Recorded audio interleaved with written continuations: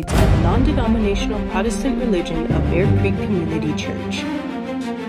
The properties are acquired by the Church of Christ in Cherry City, Kurashiki City, and Pamagka kayo buwan na sa Smurf.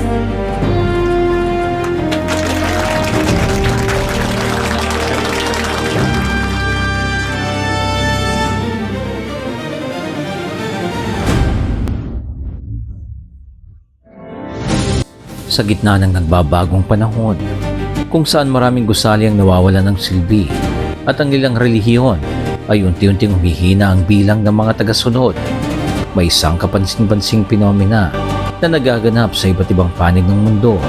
Ang mga dating katedral, luma at makasaysayang simbahan at mga abandonadong gusaling pangrelihiyon ay muling nabibigyan ng kulay at buhay, hindi sa dati nilang anyo, kundi bilang mga sagradong bahay-sambahan ng Iglesia ni Cristo. Ngunit bakit nga ba sa kabila ng krisis sa ekonomiya ng mundo, patuloy ang pag-usbong at pagdami ng mga nabibiling gusali ng Iglesia mula sa ibang relihiyon? Ito ba ay simpleng usapin lamang ng pananalapi o may mas malalim na espiritual na layunin sa likod ng bawat arkitekturang ito? Yan ang ating tatalakayin ngayong araw, dito lang sa Enggo News Commentaries.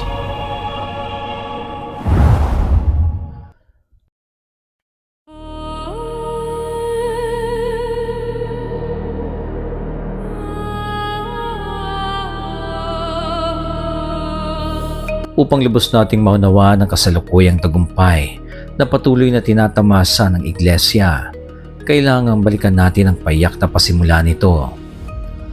Noong 1914, ang Iglesia ni Cristo ay nagsimula sa isang maliit na silid sa Punta Santa Ana, Maynila. Ngunit sa ilalim ng pamamahala ni kapatid na Felix Y. Manalo, ang kaisipan ng handog na pinakamabuti ay naitanim sa puso ng bawat kaanib. Manyari pa lamang sa kahoy at sa wali dahil yun lamang ang nakayanan natin sa ngayon. Sumampalataya kayo na darating ang panahon na makapaghahandog tayo ng malalaki, magaganda at mga dakila pang mga sambahan.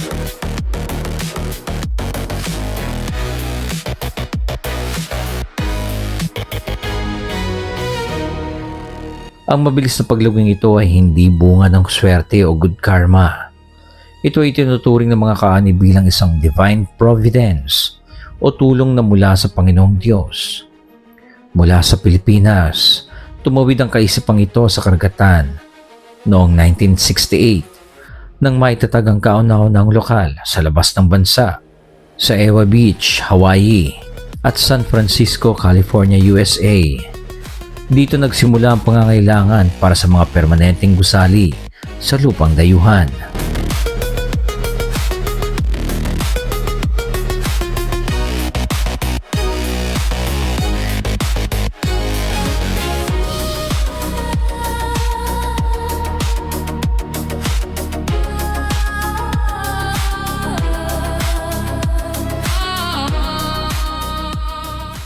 Dumako naman tayo sa mga konkretong datos kung bakit maraming relihiyon sa Amerika at Europa ang nagbebenta ng kanilang mga simbahan at mga properties. Ayon sa mga ulat, marami sa mga tradisyonal na denominasyon ang nakararanas ng declining membership at mataas na maintenance costs. Dito pumapasok ang kanilang kaisipan na isara ang kanilang dakong pinagtitipunan at umanap ng mapagbebentahan ito.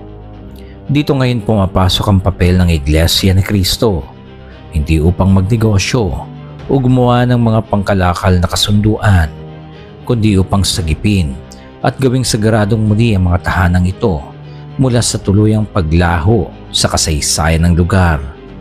Isang mahalagang aspeto ng pagbiling ito ay ang tinatawag na renovation at restoration. Hindi lamang basta pinipinturahan ang mga nabiling gusali. Ang Engineering and Construction Department ng Iglesia ni Cristo ay may mahigpit na sinusunod na standard para sa mga ganitong mga proyekto, mula sa disenyo ng mga pews o upuan, ang paglalagay ng mga grand chandeliers, hanggang sa pagsasaayos ng mga kasangkapan para sa kanilang mga himno. Lahat ay pinag-iisipan at idinedisenyo na maigi.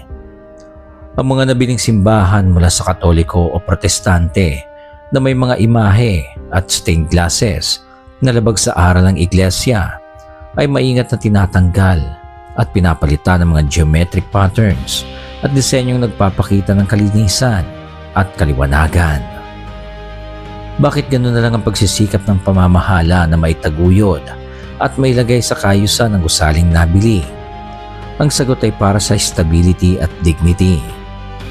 Ang pagkakaroon ng sariling gusali sa mga puok kung saan naroon ang mga kaanib ay tanda na ang iglesia ay mananatili sa lugar na iyon.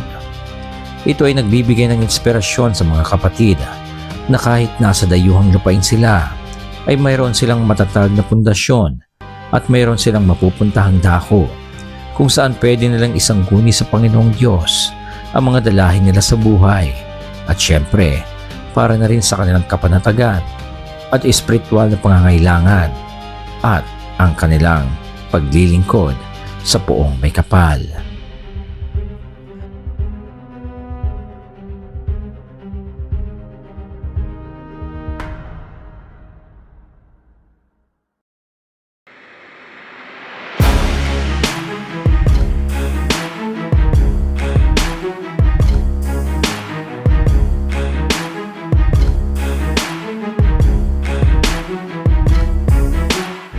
Sa bawat pagpapatayo at pagbili, ang pondong ginagamit ay nagmumula sa kusang loob na handog ng mga kaanib nito. Ito ang dahilan kung bakit ang bawat kapilya ay itinuturing na labor of love. Ang isang maringal na kapilya sa gitna ng isang lungsod o pamayanan sa labas ng bansa ay nagsisilbing liwanag at patotoo sa tagumpay na pinagkakaloob sa kanila ng may kapal. Ang bawat gusaling sambahan na tumatayog sa kalangitan, ito man ay bago o muling binuhay mula sa isang lumang kayarian, ay may isang mensahe. Ang pananampalataya ay hindi kailanman namamatay. Ito ay nagbabago lamang ng anyo at lumilipat sa mga pusong handa itong alagaan. Sa dulo ng ating pagtatalakay na ito, makikita natin na ang pagbili ng mga gusaling ito ay hindi lamang pagpapalawak ng teritoryo o presensya. Ito ay ang pagtatayo ng mga lungsod ng kanlungan sa isang magulong mundo na kagaya ng ating tinitirhan ngayon. Kaya ang Iglesia ni Cristo ay patuloy na tumitindig mula sa malayong silanganan hanggang sa dulo ng walang hanggan.